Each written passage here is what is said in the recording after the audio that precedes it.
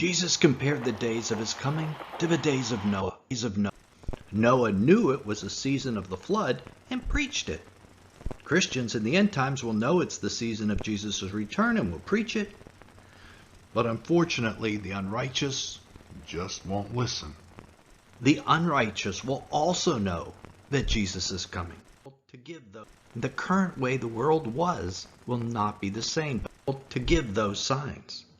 The beginning of the birth pangs, the abomination of desolation, the preaching of the gospel to the whole world, the cosmic signs of the darkening of the sun, moons, and stars, and his coming like lightning. About timing. And he did so in the form of a parable. From the fig tree learn its lesson. As soon as the branch becomes tender and puts out its leaves, you know that summer is near. So also when you see all these things, you know that he is near, at the very gates. A single generation will see all these things take place. This generation does not refer to the generation of apostles, but the generation that sees the sign. And this generation can also mean the generation of the righteous. So it implies that not all the righteous will be killed in the Great Tribulation. Some will not pass away. Jesus also says heaven and earth will be changed. The current way the world was will not be the same by Jesus' words. The signs of his coming will endure right up until the end. We are to know these signs to watch for by reading his word.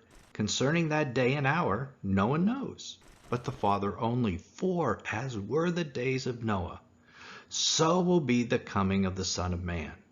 The days of Noah are about knowing the season of Jesus' return and taking the appropriate action. God said to Noah, I have determined to make an end of all flesh, for the earth is filled with violence. Noah knew in advance the season of the flood. And Christians who are symbolized by Noah and his family in the flood account will know in advance that Jesus will soon return. They will know the season because they will have seen the signs. The unrighteous will also know that Jesus is coming. Noah, the preacher of righteousness, preached, but the ungodly didn't listen. We know that by the next statement Jesus makes. For as in those days before the flood, they were eating and drinking, marrying and giving in marriage until the day when Noah entered the ark. Jesus mentions this eating and drinking again in the very next parable.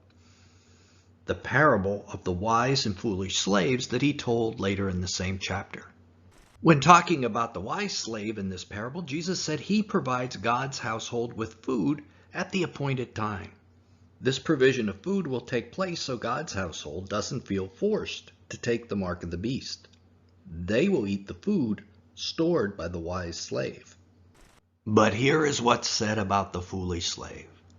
But if that wicked slave says to himself, my master is delayed, and begins to beat his fellow servants and eats and drinks with drunkards, the master of that servant will come on a day when he does not expect him, and in an hour he does not know, and will cut him to pieces. How can someone live during the Great Tribulation, right before Jesus' return, because that's what this slave does, and that's what those in the days of Noah do, and still say Jesus' coming is delayed? Only if they miss the signs of the season of Jesus' return.